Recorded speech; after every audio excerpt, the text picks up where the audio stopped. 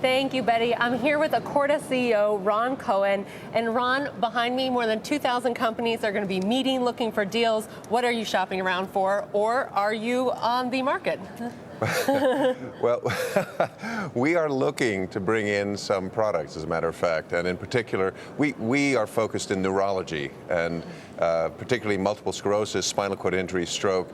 We have a product that we got approved and is on the market now to improve walking in MS, a product called Ampera, and now we're looking to fill the middle of our pipeline and bring in other neurology products that we can develop and hopefully make a difference for patients. A lot of people have talked about your company as a possible takeover target.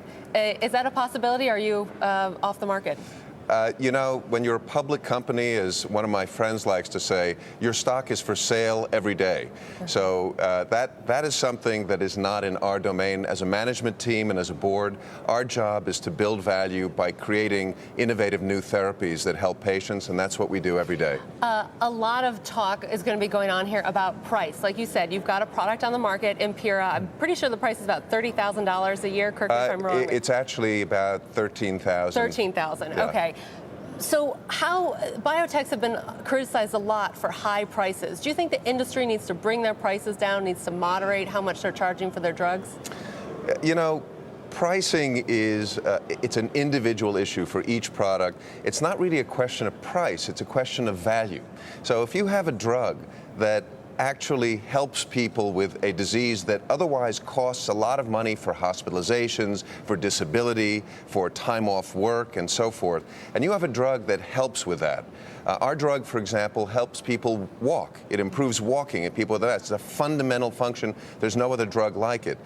So if you develop something like that, or something that improves cancer care, or diabetes care, or cystic fibrosis care, or hepatitis C, which are all drugs that our industry produces, ultimately, by giving people those drugs, you save money in many cases. Is there a limit on that, though? Some drugs, $100,000 a year, $120,000 a year for them. Do you think there is some limit that you can only put a price on quality of life so much?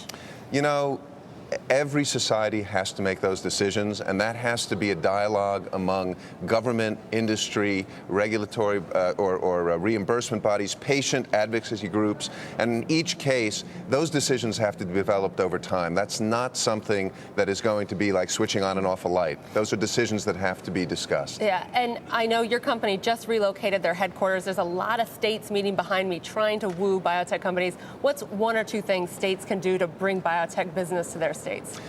New York State and Westchester local government, in our case, did a terrific job of arranging incentives for us to be able to stay in Westchester. We're growing, we needed a new space. We found a space not far from our current space, and they made it possible by providing incentive packages, in some cases that were tied to the employment that we're creating. So there's a win-win in there, and states and localities that are looking to attract company like ours, which I think they should be, ought to be looking into collaborating with our companies that way. So definitely an opportunity there. Thanks so much, Ron.